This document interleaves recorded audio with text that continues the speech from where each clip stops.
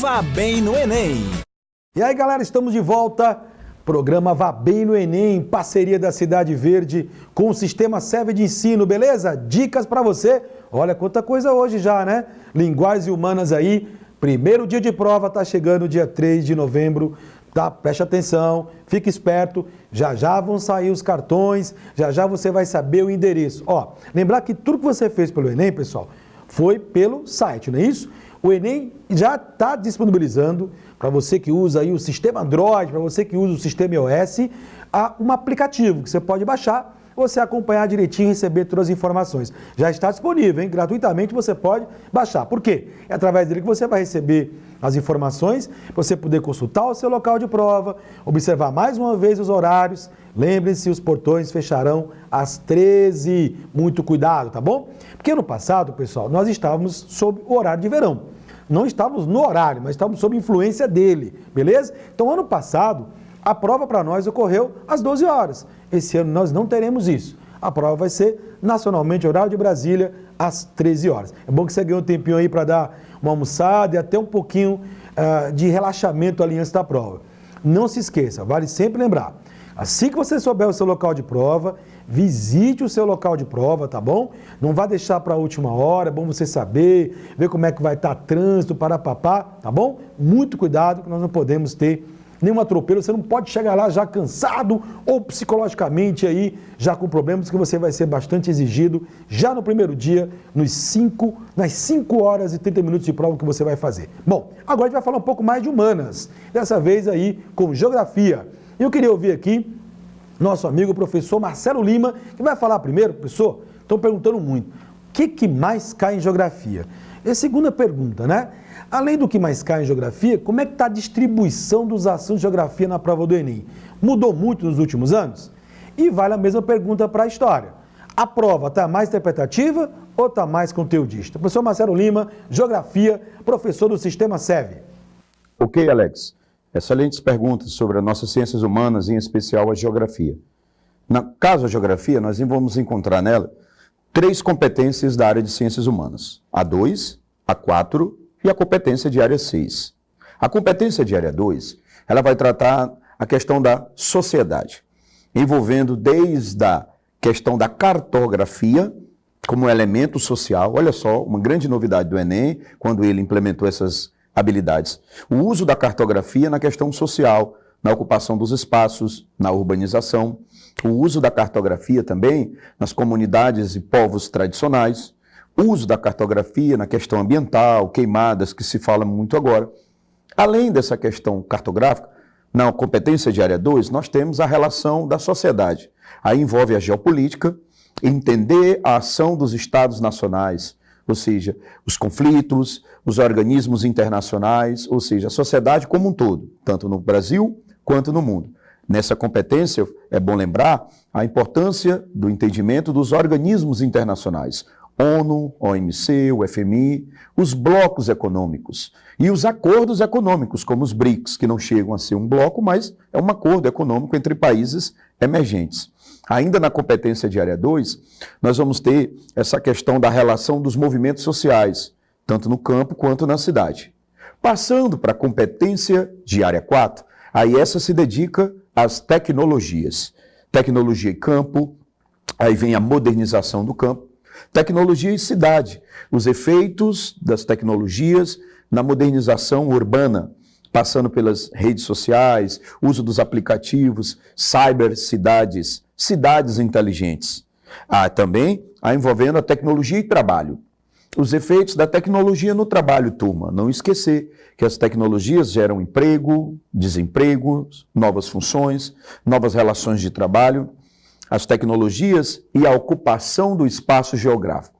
Porque com as tecnologias a gente vai corrigindo o solo, vai corrigindo o relevo, vai corrigindo a questão hidrográfica, passando a ocuparmos, a gente passa a ocupar florestas, o cerrado, as caatingas, essa questão da transposição das águas do São Francisco, essas hidrelétricas que estão surgindo em plena floresta, os parques eólicos que estão surgindo no litoral do Nordeste. Tudo isso, gente, é a ocupação dos espaços geográficos como fruto do uso das tecnologias, passando aí pela territorialização, a capacidade do homem de territorializar, ou seja, de ocupar e conquistar novos espaços.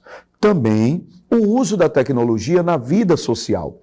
Isso envolve o uso das tecnologias nas relações interpessoais, uso das tecnologias na economia, uso das tecnologias da internet.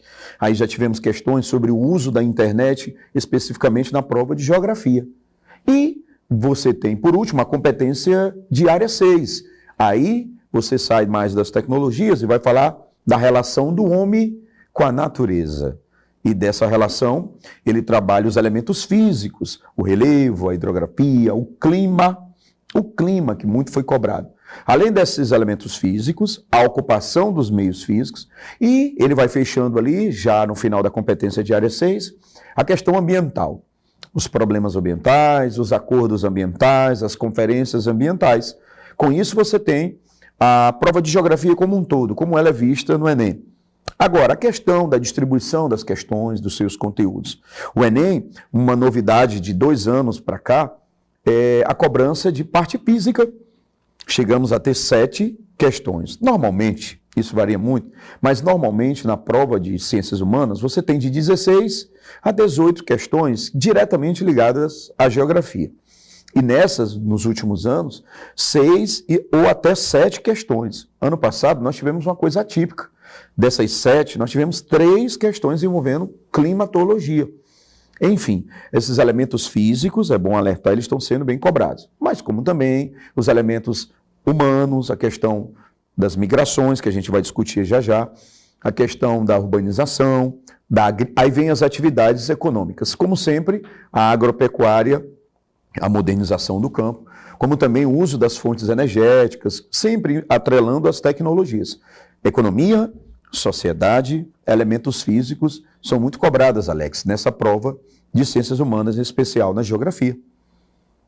Beleza, olha, já respondeu um bocado de pergunta que a galera fez aqui, você que está participando, interagindo com a gente aí pela Rádio Cidade Verde 105,3, pelo CV Play também, cidadeverde.com/vabem no Enem. Era uma pergunta que nós íamos fazer, porque estão perguntando assim, o que são essas tecnologias, né? Porque nós temos linguagens, códigos e suas tecnologias, tá? As tecnologias na prova de linguagem trabalham com as tecnologias da informação e da comunicação, os novos sistemas, é a questão da inteligência artificial, é a questão do e-mail, das redes sociais, o impacto social em nossas vidas sobre isso, mas lá na prova de humanas é um outro viés, né? Como o professor Marcelo já adiantou, assim também como na matemática, assim também como lá na prova de natureza, beleza? Bom, o professor Marcelo falou aí em migração. Agora ele vai vir aqui dar uma dica para você bacana sobre esse assunto muito recorrente na geografia. Professor Marcelo, é com você.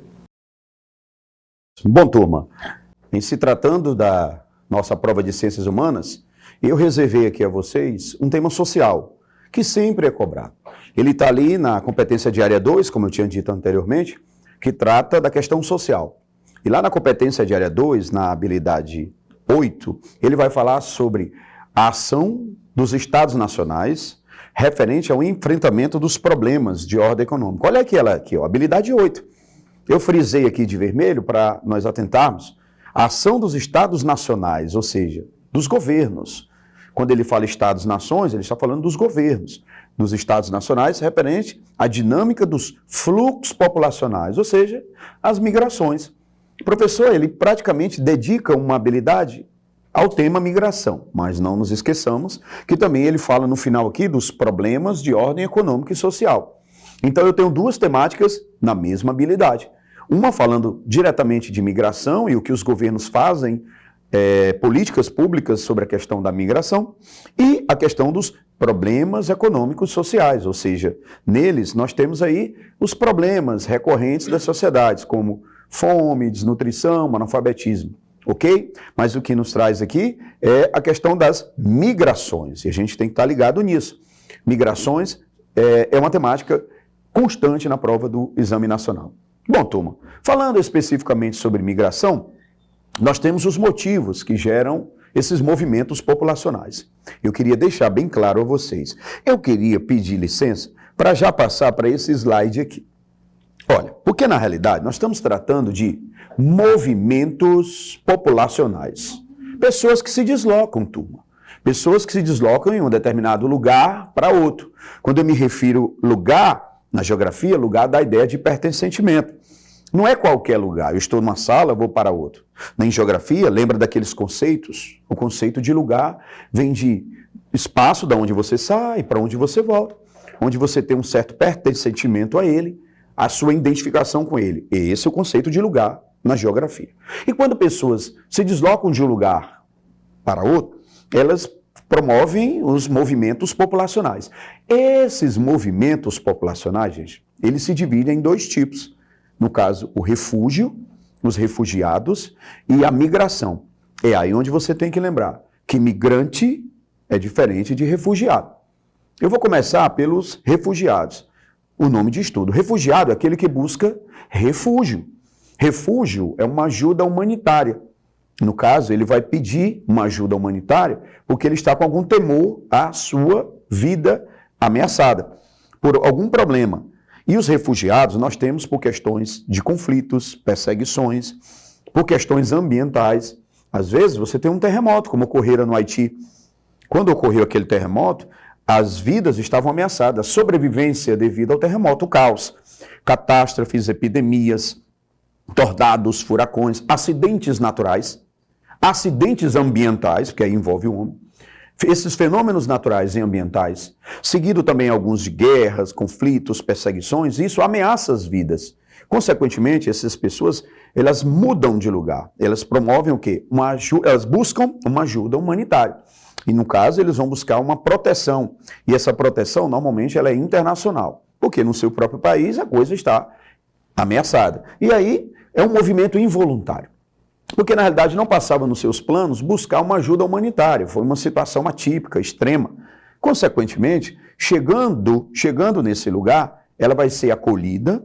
E quando acolhida, ela não vai para uma casa, para uma residência. Ó, você vai morar aqui, vai trabalhar, não.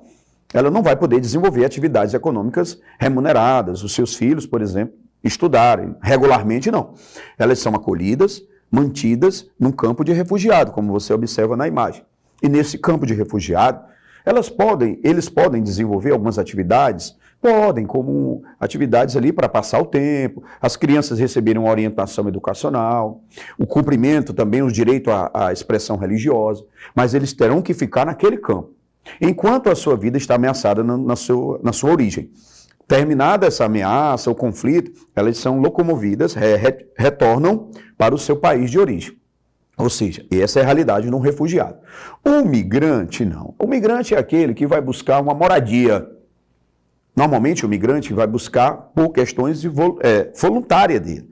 Ele não tem condições de emprego, de estudo, de desenvolver alguma atividade econômica. Aí, nesse caso, não. Voluntariamente, ele se desloca do seu país de origem, vai para outro, ou dentro do seu próprio país, entre estados ou entre cidades, buscando desenvolver alguma atividade, como estudar ou trabalhar. Os migrantes, eles podem ser legais ou ilegais. O nome de estudo. Quando eles têm um visto, têm toda uma permissão, eles são migrantes legais. Do contrário, de forma clandestina, entrando de forma clandestina, são migrantes ilegais. Um detalhe interessante, enquanto o refugiado, ele vai para um campo de refugiado, o migrante, ele vai buscar uma moradia, seja legal ou ilegal. Enquanto o refugiado busca uma ajuda humanitária, o migrante, ele vai buscar desenvolver alguma atividade econômica, seja ela formal ou informal, ok? No caso da migração, é facultativo o país aceitar ou não. Olha só, é facultativo. Não, eu não preciso receber o migrante se eu não quiser. Agora, no caso do refugiado, as Nações Unidas, através do Alto Comissionário das Nações Unidas para o Refugiado, que é o ACNUR, eles proíbem a fechar as portas para refugiados. Mas, professor, como é que um país vai receber tantos refugiados? No caso, ele procura o acolhimento inicial, busca as Nações Unidas, que pode fazer o remanejamento desses migrantes para outros países. Mas o refúgio em si, como se trata de uma ajuda humanitária, as Nações Unidas orienta, adverte e pede o acolhimento. Nem que seja provisório, nem que seja de maneira provisória, mas que deva ocorrer. Porque um migrante, ele vai para morar, um refugiado não, gente, ele está vindo a sua vida. E a Carta das Nações Unidas, ela prega o direito à vida, é em primeiro plano, ok? E aí vocês viram a diferença do migrante para o refugiado. Em se tratando das migrações, agora eu retorno, nós temos diversas formas, diversos motivos para as pessoas migrarem. Eu estou falando do migrante. O migrante é por questões políticas. Professor, mas perseguições políticas não pode ter ameaça à vida? E nesse caso, trata-se de um refúgio? Não, porque existem situações políticas em que as pessoas, por opções políticas, por princípios políticos, por discordar da questão política atual daquele país, elas não vão ter oportunidades de emprego, de desenvolver atividades. E isso faz com que elas voluntariamente, mudou o sistema de governo, eu não tenho atividades aqui, o governo não está nos ajudando, eu vou procurar trabalhar em outro lugar. A questão de conflitos religiosos. Mas espera aí, professor, se estourou um conflito, vai ter ameaça à vida, e ameaça à vida é refúgio, calma. Porque às vezes você está num país que está tendo um conflito religioso, um conflito étnico, mas aquele conflito não está ameaçando a sua vida. Eu vou criar uma situação hipotética. Vamos supor que aqui no Brasil, nós tenhamos aqui, estourou um conflito. Só que o conflito está ocorrendo lá na região sudeste. E eu estou no nordeste. Ah, mas aí minha vida aqui não está ameaçada, a situação está conflituosa no sudeste. Mas a economia, os problemas estruturais, a falta, o básico para me desenvolver alguma atividade econômica, não vai poder existir por conta do conflito. Aí eu vou buscar uma migração. Eu não vim pedir refúgio, minha vida não está ameaçada, mas o meu país é em situação de crise extrema por conta do conflito. Eu vim buscar um emprego aqui, eu vim buscar uma migração. Mas o que predomina mesmo diretamente são as questões econômicas. As desigualdades internacionais, ou seja, entre países, as desigualdades econômicas dentro dos próprios países, e isso gera, gente, uma migração, tanto a migração interna quanto a migração externa. O que prevalece são os movimentos, aliás, a questão econômica, não esquece disso. Aqui eu queria ilustrar o dia 11 de setembro, o Dia Nacional do Migrante, e aqui você tem, olha só, a migração, a busca por oportunidade. Bacana, turma? Outra coisa interessante, o Enem, como o Alex bem perguntou, ele gente, uma questão, um misto ainda do conceitual e do interpretativo. Ainda hoje, o Enem ele trabalha alguns conceitos importantes, até na própria interpretação de um texto. E é importante, em todos os assuntos, nós não deixarmos de lado a questão conceitual. Temos que lembrar desses conceitos. E como o tema é migração, eu tenho aqui alguns conceitos que eles podem cair na prova. No caso, a xenofobia. A xenofobia ela é uma aversão aos imigrantes. Ela ocorre principalmente, e todo mundo pensa que essa xenofobia ocorre por questões étnicas, raciais ou culturais. Isso afermenta, sim, isso pesa, mas principalmente por questão econômica. Eu vou ser bem específico.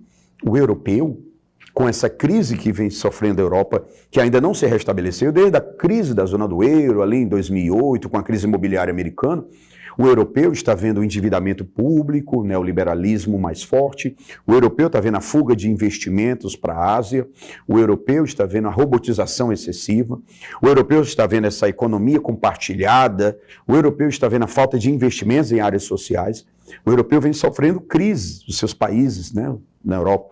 E, consequentemente, a procura por empregos, até empregos que eles não queriam, vem aumentando. Consequentemente, paralelamente a isso, você está vendo a entrada de imigrantes que estão realmente ocupando os empregos que agora eles querem. Um dos fatores, o econômico, pesa muito na xenofobia.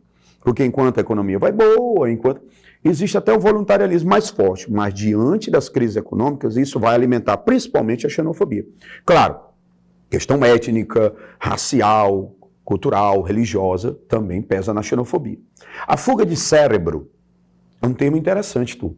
No caso aí, você tem pessoas altamente qualificadas, cientistas, grandes cientistas, pessoas pós-graduadas, pós-doutoras, que não têm oportunidade para desenvolver suas atividades, suas pesquisas, elas são convidadas a irem para outros centros tecnológicos. E aí, com isso, a gente perde muitos cientistas que vão buscar novas oportunidades. Um exemplo disso é o Vale do Silício, onde nós temos cientistas do mundo inteiro que deveriam ou poderiam até estar no seu país, mas por falta de condições foram embora. Aí você tem a fuga de cérebro. A estrangeirização, isso aqui é uma coisa muito interessante. Vocês devam lembrar das seleções de futebol do mundo, da Copa do Mundo, quando se fala em Alemanha. Até veio uma ironia, né? Quem foi que ganhou a Copa do Mundo? Foram os africanos. Não, quem ganhou a Copa do Mundo foi a França. Mas se nós olharmos os jogadores franceses, a maior parte deles são afrodescendentes. Aí nós tivemos grandes craques. Isso mostra uma mistura étnica, que é a miscigenação. Eu volto já já. Que é essa mistura étnica que fez o nosso povo. Nós fomos formados basicamente de 3 grupos étnicos, né? Os afrodescendentes, os ameríndios e os europeus, né? Nós também tivemos a presença asiática. E essa mistura étnica, ela vai gerar, em muitos casos, atenção turma, um aumento maior, um crescimento maior do número de estrangeiros naquele país do que a população local. Aí eu vou para a Europa. Sabemos que em muitos países europeus a mortalidade chega a ser maior do que a natalidade. Peraí. Se morre mais do que nasce, a população daquele país tende a diminuir. Ao passo que eles estão recebendo muita gente de fora. Conclusão? Quando eles vão olhar no final do ano, eita gente, o percentual, o número de estrangeiros do nosso país aumentou mais do que a nossa população local. Quer dizer que a população de fora está crescendo mais do que a população local. É o fenômeno da estrangeirização. Daqui a pouco eles vão chegar, o que tem menos na França é francês, o que tem menos na Alemanha é alemão. Claro, aí é exagero. Mas eles estão vivendo a estrangeirização. E um processo, aí já é um processo mais local, que é o processo de desmetropolização.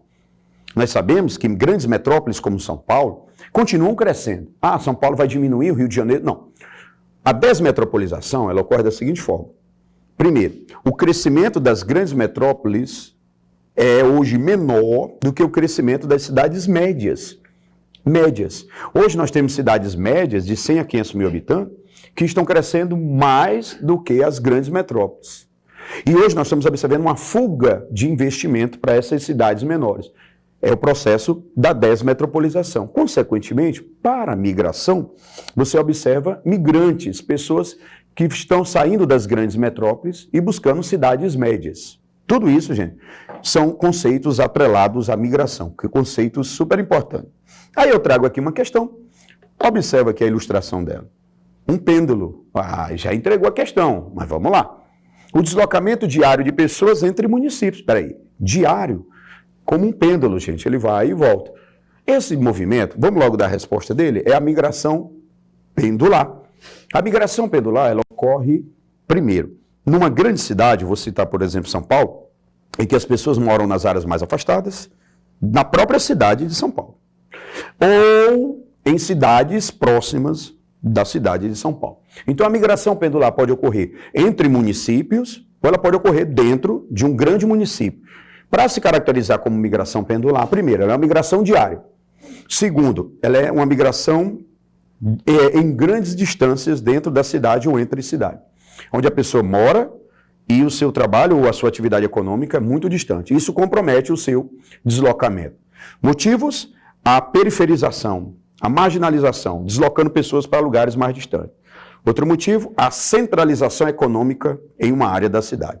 Consequentemente, nós temos a migração pendular. Resposta correta, letra C. São essas as dicas de geografia. E aí, galera, acompanhou dicas preciosas do professor Marcelo Lima, hein? Você viu aí? Muitos temas importantes na prova de Ciências Humanas, ainda teve uma questãozinha para você analisar. Vale a pena lembrar, cai em conceitos, sim. Você tem que estudar a parte de conteúdo também, como você viu o professor Flávio alertando aqui para você. Hoje estamos com Linguagens Humanas e lembrar que você pode acompanhar, assistir de novo esse programa lá pelo CV Play. O programa Vá Bem no Enem, Sistema Serve TV Cidade Verde. E você que está aí na Rádio Cidade Verde 105,3 também está acompanhando a gente. Bacana, bacana. E lá no site cidadeverde.com/Vá Bem no Enem. Bom, depois dessas considerações aí de hoje, linguagens humanas com História e Geografia, lembre-se, nós teremos mais programas, vamos falar mais de outras áreas também. Mas eu queria conversar com o professor Marcelo Lima para dar as considerações aqui finais sobre a prova de Ciências Humanas, em especial de Geografia. O senhor agora há pouco falou sobre tecnologias e veio aqui uma pergunta interessante, para o senhor falar rapidamente para a gente. Como é que pode ser cobrada uma questão envolvendo, por exemplo, a robótica na área de humanas, a internet das coisas e a tal da inteligência artificial. Professor Marcelo Lima, responde pra gente aí. Quarta revolução industrial. Excelente pergunta, Alex. É hoje um tema muito abordado, com inteligência artificial, essa interoperatividade das máquinas, a internet das coisas, o Big Data, né? O Big Data, como ele é chamado.